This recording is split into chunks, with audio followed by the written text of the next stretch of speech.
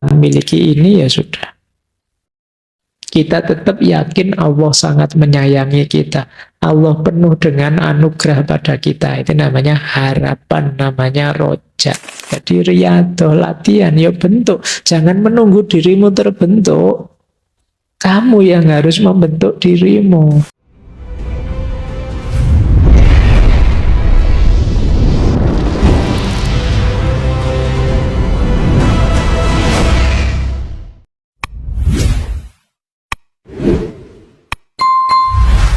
Kalau teman-teman merasa hampa makna, hampa tujuan, saya bingung ini Pak, hidup saya mau kemana? Saya harus bagaimana menjalani hidup ini? Imam Ghazali menyarankan dua, zuhud dan qanaah lah. Qanaah itu merasa cukup dengan apapun yang saya miliki saat ini. Zuhud itu kondisi jiwa kita yang tidak lagi tergoda oleh hal-hal duniawi. Ini zuhud. Lu kalau gitu ndak kuliah, ndak kerja Pak. Ya tetap kuliah, ya tetap kerja. Tapi tidak terikat, tidak jatuh cinta pada dunia. Ini membuat kita lebih mudah menetapkan tujuan. Memberi makna hidup. Dibandingkan kita masih tenggelam dalam hasrat ambisi duniawi. Kata Imam Ghazali. Kenapa begitu ya? Hasrat ambisi duniawi itu sering mengecewakan. Membuat kita putus asa. Mari kita terima saja, ya yang kita miliki ini ya sudah. Itu namanya qanaah. Dan tidak mudah tergoda, tidak mudah terpesona oleh hal-hal yang sifatnya duniawi. Itu ada kata mutiara yang luar biasa dari Sayyidina Ali bin Abi Thalib. Beliau menyatakan, ya dunya hurri wairi lakot tolak tuka salasatan. Wahai dunia, godalah orang lain saja selain aku. Kenapa? Aku sudah menalakmu tiga. Jadi itu Ali bin Abi Thalib. Itu membentuk jiwa yang zuhud. Saya tidak tahu kalian berani tidak bilang begitu. Wahai dunia, aku sudah talak tiga padamu. Tidak mungkin rujuk lagi sudah. Baik. Ya kalau di usia-usia kalian masih tidak gampang untuk qanaah. Tapi boleh latihan. Intinya bagaimana jiwa kita tidak terikat dengan dunia. Kemudian kalau kita mengalami hampa spiritual, hampa nilai. Tadi kita merasa, Pak saya itu kok tidak berharga ya Pak. Apa sih nilai kehadiranku? Imam Ghazali menyarankan dua, riyadhah dan mujahadah. Riyadhah itu latihan. Sederhananya, ya bentuklah dirimu biar jadi orang yang bernilai, berharga. Jadi riyadhah itu ya amal-amal keagamaan kamu jalankan, maka kamu merasa bernilai dalam hal agama. Bentuk dirimu jadi orang pinter, ya kamu nanti bernilai jadi seorang intelektual. Bentuk dirimu jadi pekerja yang tangguh, yang berkarya produktif, ya nilai dirimu jadi manusia yang produktif. Jadi riyadhah, latihan, ya bentuk. Jangan menunggu dirimu terbentuk. Kamu yang harus membentuk dirimu. Itu namanya riyadhah.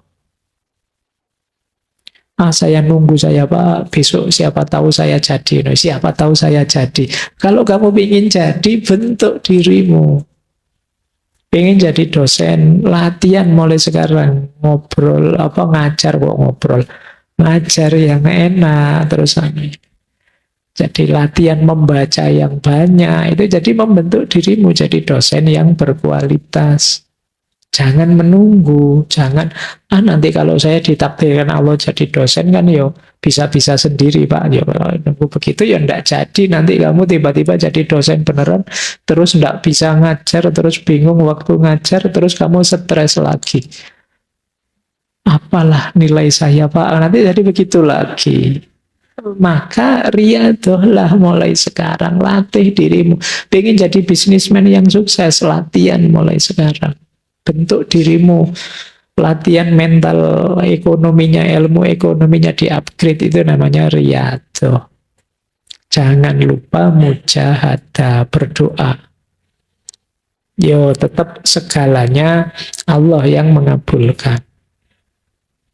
Terus, kalau teman-teman kesulitan dalam hal pengendalian diri, solusinya kata Imam Ghazali, harus ada khauf dan roja. Khauf itu rasa takut pada Allah, roja itu harapan pada Allah, dua-duanya harus imbang. Baru diri kita terkendali. Karena adanya khauf, maka kita tidak sembrono dalam hidup. Takut Allah murka, takut mendapat siksanya. Itu kan kita hati-hati. Nah, tapi juga tidak hanya takut, kita juga berharap. Karena ketakutan saja bisa melahirkan keputusasaan. Kita tetap yakin Allah sangat menyayangi kita. Allah penuh dengan anugerah pada kita. Itu namanya harapan, namanya roja. Jadi khauf saja bisa putus asa, tapi tanpa khauf orang bisa sembrono. Rojak saja orang suka-suka dia, ala dosa ndak apa-apa lah, maksiat dikit-dikit ndak apa-apa. Allah Maha Pengampun. Banyak cerita-cerita orang dosanya 99 itu aja masih diampuni, sampai yang ke 100 kita paling dosa kecil-kecil. Ini namanya sembrono, ndak ada rojak. Jadi tidak ada takutnya sama Allah. Isinya harapan saja, membuat kita sembrono, menyepelekan. Maka khauf dan roja ini harus imbang. Terus ya kalau ini ya, kalau kita stres dan frustasi, kuncinya tetap sabar. Ya, yo mbok sabar. Kita bagaimana caranya, ada tekanan apapun, sabar. Sabar itu ada dua ya, ada sabar yang aktif, ada sabar yang pasif. Sabar yang pasif itu ketika kita ditimpa sesuatu. Sabar yang aktif itu ketika kita menjalani sesuatu. Sabar yang aktif itu istiqomah. Sabar yang pasif itu siap menanggung apapun ketetapannya Allah. Nah, kalau teman-teman kegelisahannya adalah cemas tentang masa depan, solusinya adalah tawakal. Tawakal itu berarti sepenuhnya pasrah pada Allah. Iya, tapi setelah didahului ikhtiar. Kalau teman-teman takut masa depannya suram, yo ayo dirancang sejak sekarang. Biar tidak suram. Setelah dirancang, dijalani, pasrahkan hasilnya pada Allah. Itu namanya tawakal. Kalau belum ada ikhtiarnya, belum bisa disebut tawakal. Jadi kalau teman-teman cemas, yo jangan diam saja, Pak. Masa depan saya gimana, Pak? Yo ayo berusaha. Rancang yang baik, jalani dengan baik. Kalau sudah dijalani, pasrahkan hasilnya pada Allah, itulah tawakal. Nah, itu akan nyaman untuk diri kita. Jadi, kecerdasan spiritual itu sedikitnya punya 12 prinsip. Kalau tadi kan akarnya, kalau ini jalannya itu melalui 12 rute ini.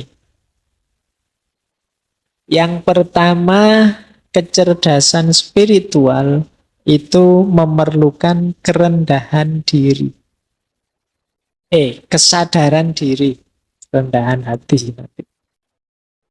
Jadi kesadaran diri itu ya sama seperti di emosi kemarinnya. Ayo dipahami. Jadi sadar itu tidak sekedar tidak tidur. Kalau di spiritual sadar itu berarti kita hidup ini punya makna, punya nilai.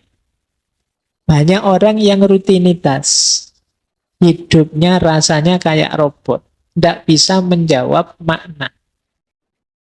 Ya menjawab makna itu di situ bertanya mengapa. Mengapa sih harus ngaji?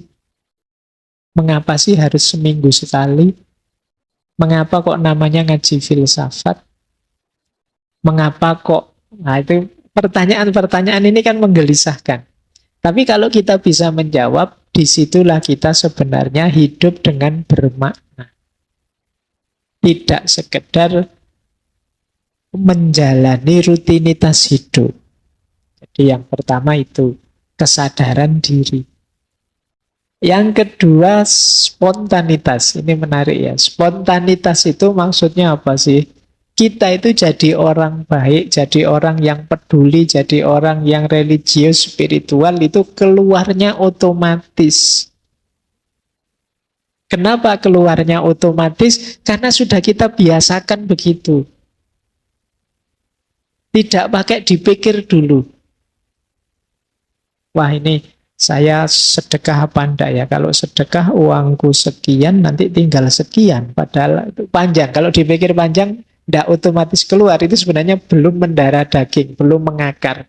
Kalau sudah karakter dermawan itu mendarah daging, begitu ada dorongan untuk sedekah, sedekah saja. Itu namanya spontan. Melakukan kebaikan secara spontan. Ini mirip didefinisi akhlak oleh para filosof muslim seperti Ibnu Miskawai, Imam Ghazali. Itu kan mendefinisikan akhlak itu cirinya antara lain spontanitas. Perbuatan baik yang sejati itu diantara cirinya spontan. Tidak pakai uhui ya. Kayak nonton TV nanti saya ngomong spontan kalian uhui. Jadi otomatis keluar. Tidak pakai dipikir lagi. Min ghairi fikrin waruwiyatin kalau bahasanya Imam Ghazali. Tanpa dipikir, tanpa dipertimbangkan. Kalau ada teman butuh pertolongan, langsung otomatis ditolong begitu saja. Tidak terlalu mikir panjang. Berarti apa? Kebaikannya sudah tertanam dalam diri. Keluarnya yaitu sudah otomatis. Kalau pakai dipikir panjang, ya bukan kebaikan biasanya. Hanya pencitraan.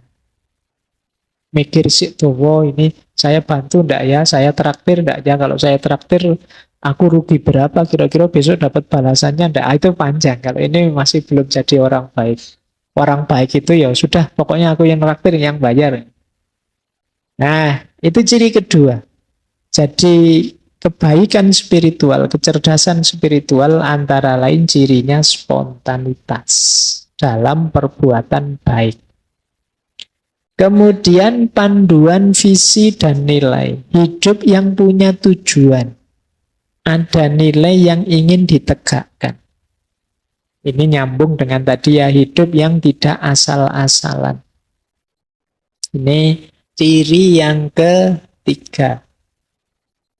Yang keempat, keutuhan. Keutuhan itu melihatnya tidak sempit. Tidak hanya untuk kepentingan dirinya saja. Jadi menjalankan segala sesuatu, memutuskan segala sesuatu dengan mempertimbangkan yo aku, yo yang lain, ya semesta termasuk ketuhanan. Jadi tidak hanya ingin senangnya sendiri. Jadi membaca sesuatu itu utuh, tidak egois. Kemudian kasih sayang. Kalau ini tidak perlu saya jelaskan, teman-teman sudah hafal. Hidup yang penuh kasih dan sayang. Kemudian kuat berbeda. Jadi mampu merayakan keragaman. Karena mampu membaca secara luas dan utuh, biasanya terus bisa merayakan keragaman. Merayakan itu menikmati keragaman. Selama ini banyak di antara kita yang gelisah. Tidak tenang hidupnya karena ada yang beda dengan kita. Saya agamanya A, dia agamanya B. Wah, tidak tenang aku. Sulit menyikapi perbedaan. Saya tipenya ini, dia tipenya itu. Saya alirannya ini, dia alirannya itu. Mbok kalau bisa orang itu alirannya sama kayak saya semua. Yang lain ikutlah saya semua. Kalau ndak ikut aku gelisah. Ini namanya ndak bisa menikmati keragaman. Padahal Al-Quran kan sudah jelas menegaskan ya, syir'atan wa minhajan, su'uba wa qabail, dan macam-macam mengindikasikan bahwa keragaman itu sunatullah. Tapi kita sering jadi orang yang tidak terima, tidak puas dengan keragaman itu. Tidak bisa menikmati keragaman. Nah ini berarti apa? Kecerdasan spiritualnya kurang tinggi. Perlu di-upgrade lagi. Selanjutnya orang yang cerdas spiritual itu tidak tergantung. Kita dengan sesama saling membutuhkan, tapi tidak tergantung. Bedakan saling membantu dengan ketergantungan. Kalau ketergantungan itu pokoknya kalau tidak kamu ya hidupku hancur, sudah selesai. Nah, itu ketergantungan namanya. Harus kamu. Kalau ndak kopi merek ini atau kalau ndak rokok merek itu ndak pokoknya. Itu namanya ketergantungan. Di ketergantungan itu nanti di antara indikasi orang tidak bisa menikmati keragaman. Ya kalau dalam Islam kan satu-satunya yang ditolerir itu ketergantungan kepada Allah. Allahus Somad. Satu-satunya tempat bergantung itu Allah. Kalau pada yang selain Allah jangan tergantung. Nanti kamu kecewa. Jadi ketergantungan menunjukkan kecerdasan spiritual kita kurang tinggi. Nah, selanjutnya rendah hati. Bukan rendah diri ya, ada beda. Kalau yang awal itu sadar diri. Kalau yang ini rendah hati. Kalau rendah diri kan minder. Tidak bersyukur. Kalau rendah hati itu lawannya tidak sombong. Jadi tidak meninggikan diri. Sadar bahwa aku ini banyak kelemahan. Yang di antara kelemahan ini bisa teratasi kalau aku berhubungan dengan orang lain, berhubungan dengan sesama, dengan semesta, berhubungan dengan Tuhan. Nah ini namanya kerendah hatian. Orang yang sadar kelemahan dirinya itu biasanya tidak sombong. Baik, terus prinsip spiritual, kecerdasan spiritual yang lain adalah itu tadi ya, bertanya mengapa. Pertanyaan mengapa itu pertanyaan sangat filosofis. Kalau teman-teman ingin jadi orang pinter, sering-sering bertanya mengapa. Meskipun ini menjengkelkan. Ya. Jadi mengapa kok harus ngaji filsafat? Ya biar kita ngerti filsafat. Mengapa kok kita harus ngerti filsafat? Ya karena filsafat itu penting untuk dunia. Karena filsafat itu melatih kita untuk berpikir kritis. Mengapa kita harus berpikir kritis? Nah itu kan jengkel kamu ditanya gitu terus. Loh, tapi justru itu menunjukkan kita sadar. Ini yang disebut oleh Socrates itu hidup yang diuji. Jadi kata Socrates, hidup yang tidak diuji itu hidup yang tidak berharga. Hidup yang berharga itu yang kita uji. Mengapa kok kuliah di kampus itu? Kok ambil jurusan itu? Itu harus tahu jawabannya. Kalau tidak, berarti kemarin asal-asalan. Karena di situ ada beasiswanya, Pak. Mengapa kok cari yang ada beasiswanya? Ya karena saya tidak banyak uang, Pak. Lah, mengapa kok tidak banyak uang? Ya, karena saya males, Pak. Lah mengapa kok males? Oh itu kamu bisa stres itu mendadak. Oke, tapi itu bagian dari kecerdasan spiritual. Hidup yang tidak asal, hidup yang bermakna. Nah, selanjutnya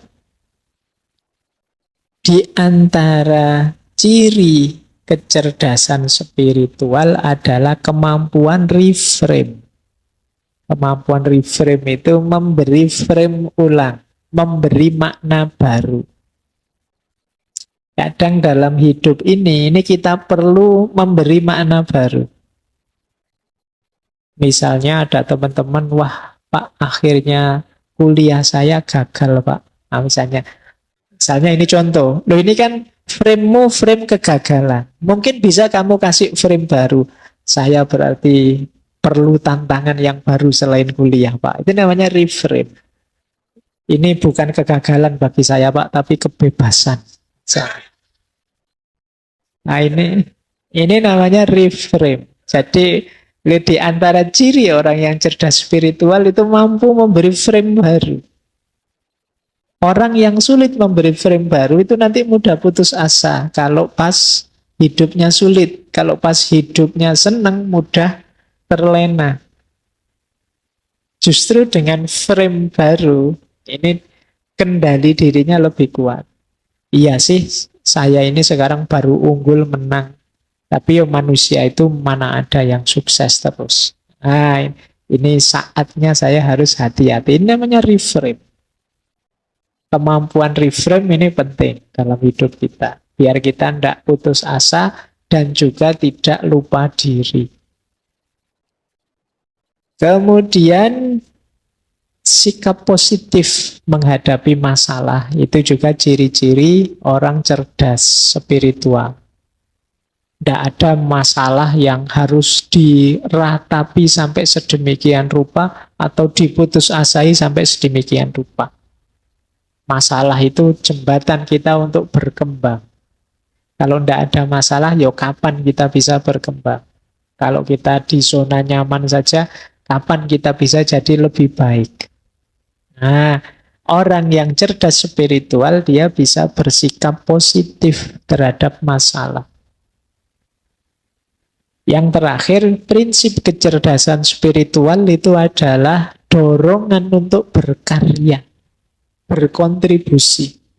Jadi hidupnya tidak egois. Yang ada di pikirannya, apa yang bisa aku berikan pada teman-temanku, pada sesama, pada lingkunganku, sejauh yang aku mampu. Jadi orang yang cerdas spiritual itu kreatif.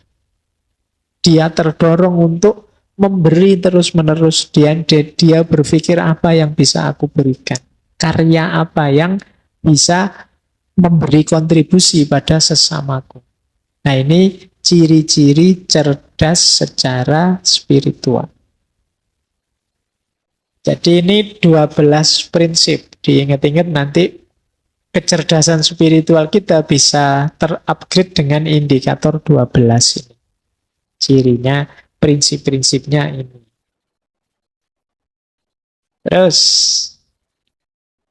manusia cerdas spiritual itu profilnya seperti itu yang saya tulis. Dia mengenali dirinya dan dari sekitarnya.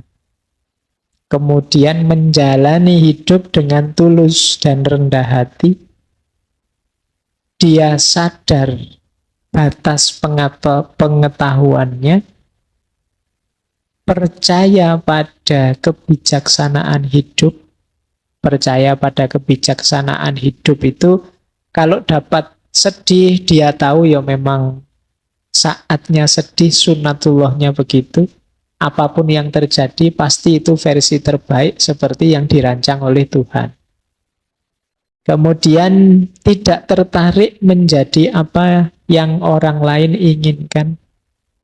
Jadi kalau dia ingin sesuatu ya dia sampaikan. Tidak mudah terpengaruh, tidak mudah terdistraksi. Kemudian bijaksana.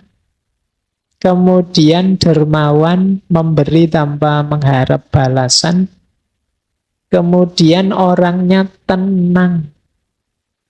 Tidak mudah panik, tidak mudah heboh.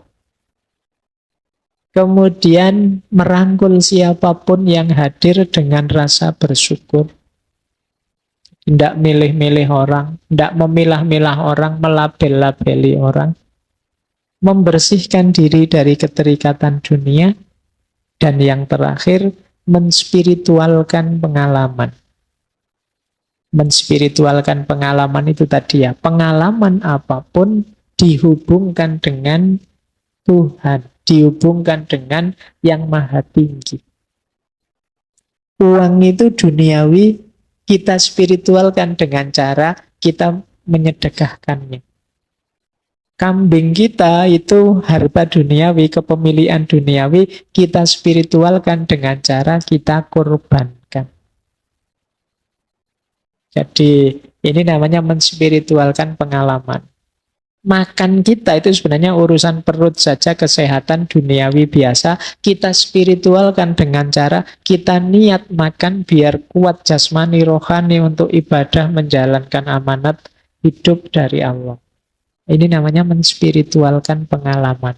Jadi pengalaman apapun kita sambungkan dengan yang maha tinggi, dengan Allah. Baik, orang yang ingin cerdas secara spiritual harus dimulai dari akarnya. Jadi pelan-pelan kita bangun kecerdasan spiritual. Diawali tentu saja dari kesungguhan. Ini mirip dengan yang emosional kemarin ya. Bahwa kecerdasan spiritual ini sifatnya potensi dalam diri kita. Kalau tidak digunakan ya tidak ada gunanya. Kalau tidak digunakan ya mati. Maka pertama-tama akar kecerdasan spiritual itu kemauan dan kesungguhan kita. Untuk berefleksi, untuk merenungi hidup, untuk memikirkan makna. Kalau kita tidak mau, Pak, saya ikut saja orang lain, Pak, saya asal jalan saja, ya kecerdasan spiritualnya macet. Jadi yang pertama ini sungguh-sungguh ya, kalau bahasa agamanya niat. Ya kalau tidak niat, ya apa-apa tidak akan hasil. Jadi rumus pertama adalah yuk sungguh-sungguh mari menyisihkan waktu untuk merenung, untuk muhasabah, untuk memperhatikan hidup ini, diri kita, lingkungan kita, melalui refleksi, melalui tadabbur, tafakur, dan lain sebagainya.